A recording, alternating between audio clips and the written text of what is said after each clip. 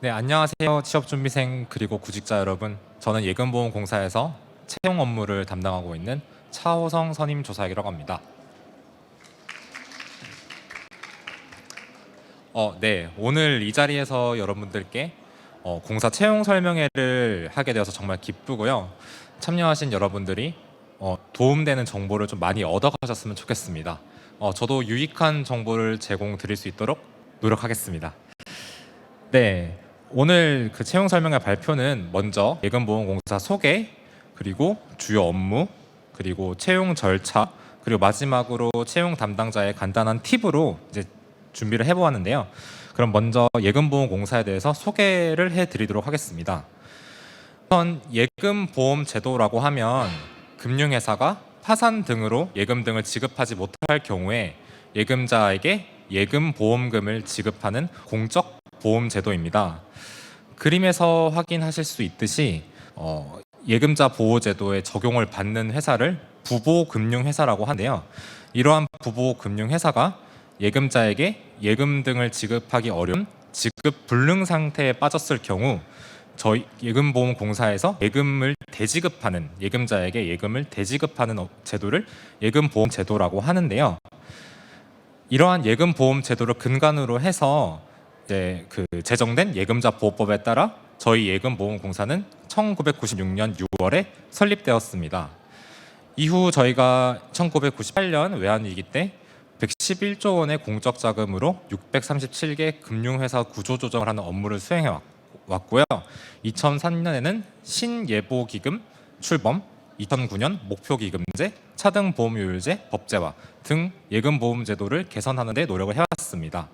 그리고 2011년에는 부실저축은행 사태 때 31의 상호저축은행을 구조조정하였으며 2014년에는 최초로 차등보험료율제를 의결하였습니다. 이후에도 지속적으로 이제 선제적인 대응 역량을 강화하기 위해서 예금보험공사에서는 대형금융회사 자체 정상화, 부실정리 계획 제도를 시행하거나 또한 차고송금 반환 지원 제도를 시행하는 등 지속적으로 노력을 하고 있습니다. 저희 예금보험공사는 앞서 말씀드린 것처럼 예금보험제도를 근간으로 하고 있는데요. 저희의 설립 목적은 예금자 등 보호 및 금융제도의 안정성 유지입니다. 또한 금융소비자로부터 신뢰받는 금융안정기구, 국민안심 KDIC가 되기 위해서 노력을 하고 있습니다. 이러한 목표와 비전을 저희가 달성하기 위해서 저희는 세 가지 핵심 가치를 두고 있는데요. 금융시장 안정과 금융소비자 보호를 위해 전문성을 제고하고 공정하고 정확한 업무 수행을 견지하여 국민이 신뢰하고 안심할 수 있는 금융안정기구를 지향하기 위해서 국민 신뢰, 전문성, 그리고 공정 이 세 가지를 핵심 가치로 부여하고 업무 수행 시에 유념하고 있습니다. 다음으로 저희 공사의 주요 업무에 대해서 간단히 소개드리도록 하겠습니다. 첫 번째로 말씀드릴 업무는 부실 사전 예방입니다. 부실 사전 예방이란 부보금융회사, 아까 말씀드린 예금자 보호제도에 적용을 받는 부보금융회사가 지급 불능 상태에 처해서 예금 대지급, 그러니까 기금을 사용하는 일을 방지하기 위해서 선제적으로 리스크를 관리하는 업무를 의미합니다. 저희는 이렇게 부실을 사전에 예방하기 위해서 목표 기금제, 차등 보험료율제와 같은 제도를 통해서 충분한 예금 보험 기금을 적립하는 것을 수행하고 있는데요. 신규로 부보금융회사가 설립될 때 출연금을 납부한다거나 또한 부보 예금에 연동돼서 보험료를 납부하게 한다거나 하는 등 예금 대지급이 차질 없이 진행될 수 있도록 예금 보험 기금을 적립하는 업무를 하고 있습니다. 또한 리스크 감시 업무의 일환으로 위험의 인식, 측정, 평가, 그리고 공동검사나 조사 등을 통한 위험의 확인 또는 통제와 같이 리스크 감시 업무도 수행하고 있습니다. 다음으로 저희의 업무는 이제 부실 정리가 있는데요. 부실 정리는 부보금융회사가 지급 불능 상태에 처했을 때 저희 공사에서 수행하는 업무입니다. 저희는 그 부실 금융회사가 발생했을 때 초비용의 원칙과 또 국민적인 시스템 리스크를 고려해서 신속하고 효율적인 정리 방식을 결정하는데요. 정리 방식에는 여러 가지가 있겠지만 청산 파산과 같은 방식 또는 자금 지원과 같은 형태가 있습니다. 그리고 또한 저희 부실 금융회사가 발생했을 때 그 원인에 대해서 철저하게 부실 책임 조사하는 업무도 수행을 하고 있습니다. 네, 세 번째로 말씀드릴 사항은 부실 사후 관리입니다. 부실 사후 관리는 부실 금융회사가 정리가 된 이후에 저희가 사후적으로 관리하는 업무인데요. 저희가 그 예금 보험금 지급한 이후에도 투입된 자금을 최대한으로 회수하기 위해서 파산재단을 통한 배당금을 회수한다거나 출자 주식과 같은 지분 매각을 한다거나 또한 뭐 MOU 관리를 한다거나 해서 저희가 사후적인 관리도 철저히 수행하고 있습니다. 네, 마지막으로 소개해드릴 업무는 차고송금 반환 지원인데요. 차고송금 반환 지원은 비교적 최근부터 2021년 7월부터 저희가 새롭게 추진하고 있는 업무입니다. 여러분들도 잘 아실 수 있는데 차고송금인이 예금보험공사에 반환 지원을 신청할 때 저희가 중앙행정기관이나 금융회사를 통해서 차고송금 수취인 정보를 확인한 후에 차고송금 수취인에게 자진 반환을 권유하고 또 뭐 필요할 경우 지급 명령을 대신 진행을 해주고 이러한 업무를 차고송금 반환 지원 업무라고 합니다. 네, 다음으로는 여러분들이 가장 관심 있을 법한 채용 절차에 대해서 말씀드리겠는데요.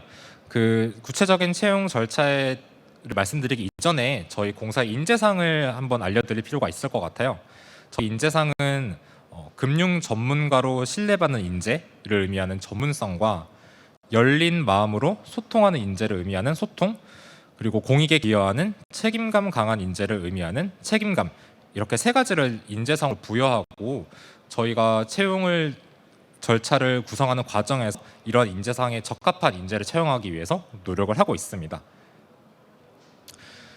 네, 먼저 2023년 채용 예정 인원을 이렇게 얼마다 이렇게 말씀드리면 좋겠지만 아직 연초기도 하고 저희가 확정된 인원은 정확하게 확정된 인원은 없어요. 하지만 저희가 작년도 기준으로는 하반기에 30명을 채용을 했는데 올해는 그보다는 조금은 작은 24명 내외 정도로 추정하고 있지만 정확한 숫자는 저희가 채용 공고가 게재가 되었을 때 그 공고를 통해서 확정된 채용 인원이랑 채용 분야별 인원을 좀 확인하여 주시길 좀 부탁드리겠습니다. 그래서 작년과 비슷하거나 작년보다 조금 줄어든 채용 규모라고 말씀을 드리고요. 저희 공사의 공사 채용의 지원 자격은 다음과 같습니다. 먼저 학력과 연령과 그리고 전공 제한이 없는 완전한 블라인드 채용으로 진행이 되고요. 군필자 또는 면제자, 죄송합니다. 그리고 채용 확정 후 즉시 근무가 가능한 자, 채용 분야별 중복 지원은 불가하고요. 그리고 이제 아래와 같은 공사 내규상에 채용 결격서가 명시되어 있는데 여기에 해당하지 않는 자에 대해서 지원 자격을 부여하고 있습니다. 또한 여기에는 적진 않았는데 고졸 일반 행정 직렬 같은 경우에는 2024년 초 특성화고 졸업 예정자이면서 또한 그 해당 학교의 학교장에게 추천서를 받은 사람을 추가적으로 지원 자격으로 부여하고 있습니다. 특히 이 학교장 추천 같은 경우에는 학교당 한 명만 인정이 되고 있으니까요. 유념하시길 바라겠습니다. 네, 저희 예금보험공사의 채용은 서류 전형, 필기 전형, 그리고 1차 면접 전형과 2차 면접 전형으로 진행이 되는데요. 먼저 서류 전형에 대해서 말씀드리겠습니다. 최종 합격자의 서류 전형에서는 최종 합격자의 작년 기준으로는 35배수 정도를 선발을 했고요. 서류 전형에서는 NCS 기반한 채용 전형을 실시하고 있습니다. 그래서 채용 직무 뒤에 좀 후수를 할 테지만 금융 일반, IT, 회수조사 이런 식으로 분류가 되어 있는데요. 채용 직무와 관련된 교육사항, 자격사항 그리고 경력사항을 평가를 하고 있고요. 또한 입사 지원 시에 작성하시게 될 직무 능력 소개서와 입사 지원서를 적부로 평가하는 그러한 방법도 진행을 하고 있습니다. 그리고 고졸 일반 행정 같은 경우에는 서류 전형에서 35배수를 선발하는 게 아니라 아까 말씀드린 그 지원 자격에 해당이 될 경우에는 모두 필기 전형 기회를 부여하고 있습니다. 네, 그래서 서류 전형에서 합격하신 분들은 저희 공사의 필기 전형에 응시를 하실 수 있으신데요. 작년 기준으로는 저희 필기 전형에서 채용 예정 인원의 4배수를 선발하였습니다. 필기 전형은 크게 두 가지 과목으로 분류가 되어 있는데요. 먼저 여러분들이 NCS로 알고 있는 직업 기초 능력 평가입니다. 직업 기초 능력 평가 같은 경우에는 의사소통 능력과 문제 해결 능력, 정보 능력, 그리고 고졸 일반 행정 직렬에 한해서 수리 능력을 추가적으로 평가를 하는데요. 각 영역별로 15분씩 20문항을 평가하고 있습니다. 그래서 이제 금융 일반이나 회수조사, IT 직렬 같은 경우에는 45분 60문항이고요. 고졸 일반 행정 같은 경우는 1시간 동안 80문항을 풀게 됩니다. 그리고 직무 수행 능력 평가가 또 있는데요. 이 부분은 금융 일반 같은 경우에는 경영학 또는 경제학 중에서 선택을 해서 이제 문제 풀이를 하시면 되고요. 회수조사는 법학, IT 같은 경우는 전산학입니다. 고졸 일반 행정은 직무 수행 능력 평가를 따로 시행하지 않고요. 직업 기초 능력 평가만으로 저희가 선발을 합니다. 이 직무 수행 능력 평가에 대해서 조금 더 자세하게 말씀드리면은 이게 작년 기준에 저희가 공고에 올린 출제 범위인데요. 먼저 직렬에 상관없이 공통적으로 적용되는 범위가 있습니다. 금융 시사 상식인데요. 여기에는 공사 직무 지식과 관련된 문항도 포함됩니다. 그래서 공사 직무 지식과 관련된 문항을 준비하실 때는 저희 공사의 홈페이지에 카테고리화가 자세하게 되어 있으니까요. 거기서 여러 가지 정보를 취득하시면서 또 최근 이슈를 보고 싶으시면 보도자료 이렇게 좀 활용하시면 좋을 것 같습니다. 그리고 금융 일반 같은 경우에는 경영학 또는 경제학 중에 선택할 수 있다고 말씀드렸는데 경영학 같은 경우에는 뭐 재무관리, 회계학 그리고 금융기관론을 포함한 경영학 일반이고요. 회계학 같은 경우에는 원가 회계와 관리회계는 제외하고 있습니다. 그리고 경제학 같은 경우에는 미시경제학, 거시경제학, 그리고 계량경제학과 화폐금융론을 출제 범위로 하고 있습니다. 회수조사 직렬 같은 경우는 법학을 평가를 하고 있는데요. 민법과 그리고 해상법을 대항한 상법, 그리고 민사소송법이 출제 범위에 포함이 됩니다. 그리고 IT 직렬 같은 경우에는 소프트웨어 공학과 정보통신, 데이터베이스, 정보보호를 포함한 전산학 일반을 출제 범위로 하고 있습니다. 여기까지 말씀드린 정보가 전체가 다 사실 채용 공고에 올라가는 내용인데요. 저희가 이 부분은 제가 22년도 기준으로 다 말씀드리는 거라서 혹시 변경될 수도 있으니까 반드시 올해 채용 공고를 확인해 주시면 감사드리겠습니다. 네, 필기 전형에 합격하신 분들은 저희 공사의 면접 전형에 응시하실 수 있으신데요. 1차 면접 전형 같은 경우에는 최종 합격 예정 인원의 1.5에서 2배수를 선발을 하고 있습니다. 그래서 1차 면접 전형에서는 발표 면접, 심층 면접, 토론 면접 이 세 가지가 진행이 되고 있고요. 이 세 가지가 합쳐서 한 3시간 이내로 이제 그 면접이 진행을 하시게 됩니다. 여기서 고졸 일반 행정 직렬 같은 경우에는 발표 면접과 토론 면접은 진행하지 않고 심층 면접만 진행을 하고 있습니다. 네, 그래서 1차 면접 전형에서 합격을 하신 1.5배수에서 2배수 정도의 인원분들께서는 저희 공사 채용 2차 면접 전형에 응시를 하실 수 있는데요.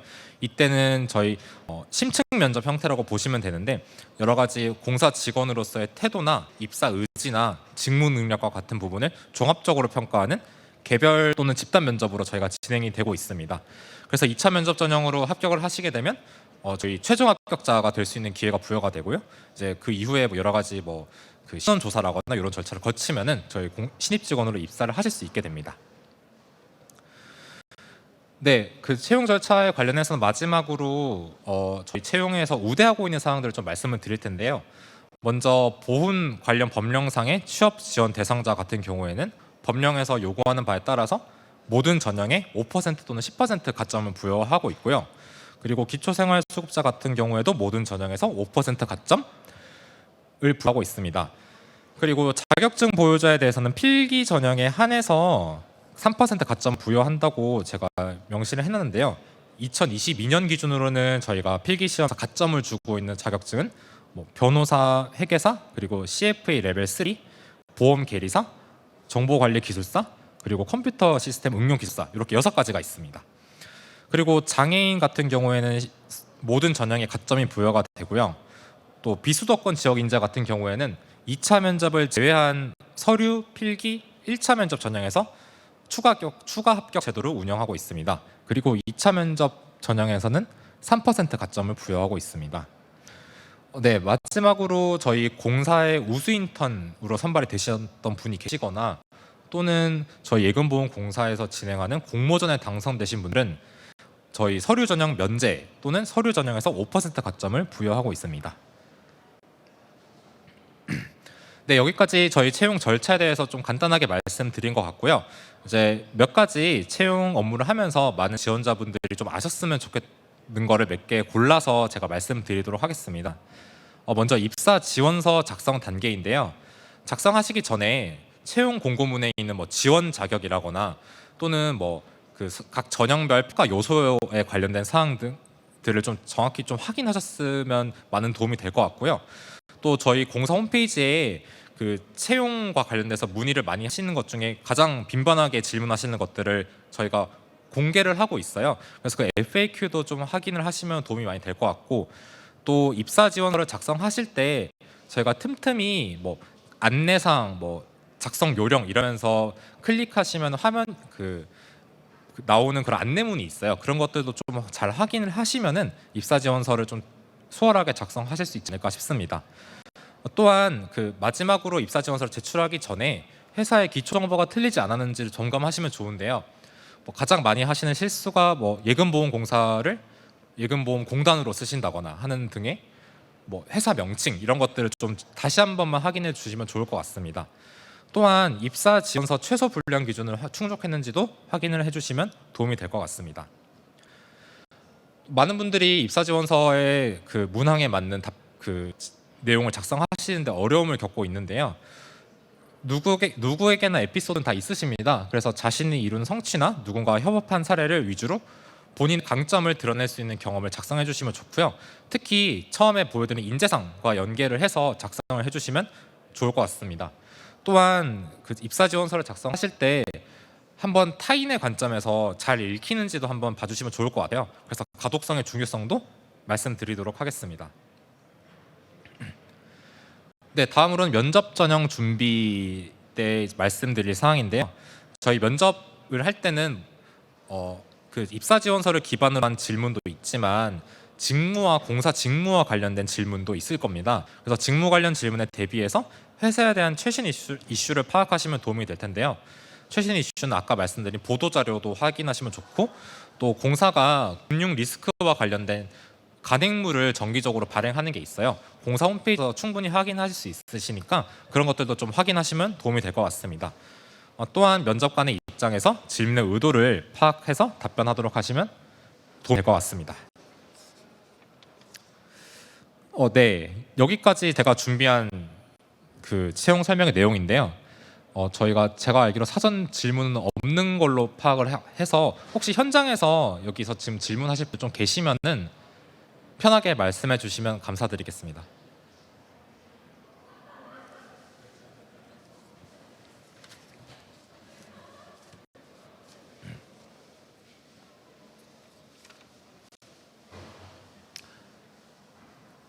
네, 네. 아, 아, 혹시 그 회사 이슈 파악에 관련해서 질문이 있는데요. 네. 그 뉴스 검색하는 거 말고 외에도 또 따로 회사 이슈에 대해서 파악할 그런 매체가 있을까요? 뉴스 검색, 제가 그 공사 보도 자료도 말씀드리면서 저희가 정기적으로 발행하고 있는 간행물들이 있거든요. 간행물들 보시면은 저희 최신 이슈 같은 것들을 좀 파악하실 수 있으실 것 같고, 뭐 뉴스 기사뿐만 아니라 뭐 저희의 뭐 그 창립 기념일에 뭐 기념사라거나 뭐 신년사라거나 이런 것들을 보시면은 저희 공사가 그 당해에 어떤 업무를 중점적으로 추진하고 있는지도 좀 파악하실 수 있으실 것 같습니다. 네.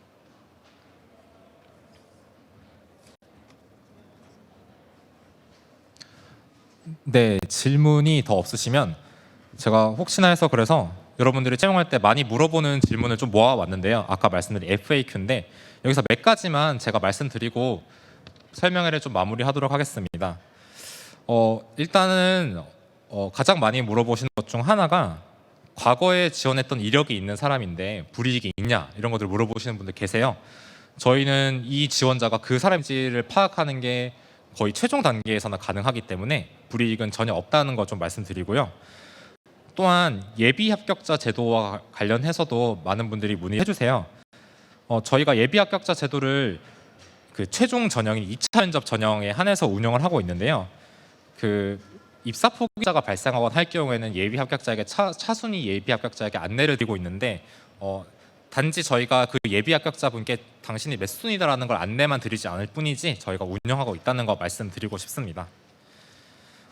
또 말씀하시는 게 이제 서류 전형에서 저희가 교육 사항과 자격 사항과 경력 사항을 평가한다고 말씀드렸는데 그 자격 사항에서 인정되는 자격증이 어떤 것들인지를 많이 궁금해하세요.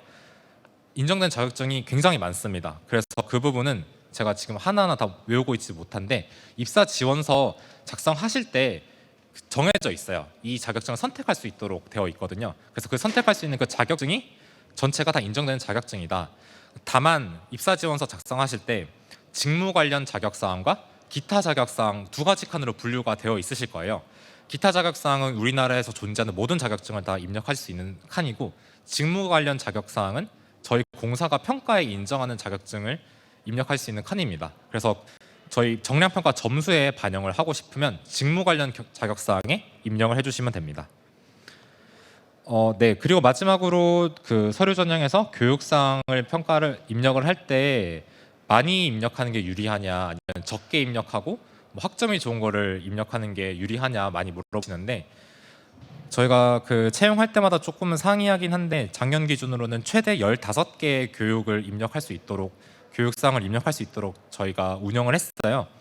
그래서 그 15개 안에서 최대한 많이 입력하시는 게 평가에 더 유리합니다. 뭐 예를 들어 학점이 조금 낮아서 이거는 차라리 빼고 14개만 내자 이것보다는 그 낮은 거라도 넣어서 15개를 꽉꽉 채워서 이렇게 그 입사 지원서에 입력해 주시는 게 더 도움이 될 것 같습니다.